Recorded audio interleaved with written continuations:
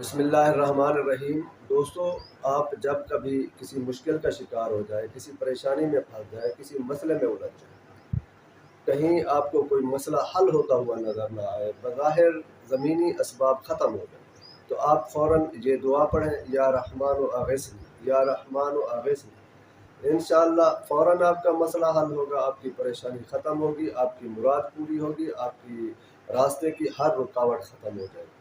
اس دعا میں ایک خاص عاجزی اور پکار اور بے بسی ہے۔ اللہ تعالیٰ آپ کی اس بے بسی اور پکار کو قوت اور توانائی میں بدل دیں گے اور آپ کی پریشانی حل فرما دیں گے۔ آپ کی پریشانی اور مشکل کو اللہ تعالیٰ آسانی اور فراخی میں بدل دیں گے۔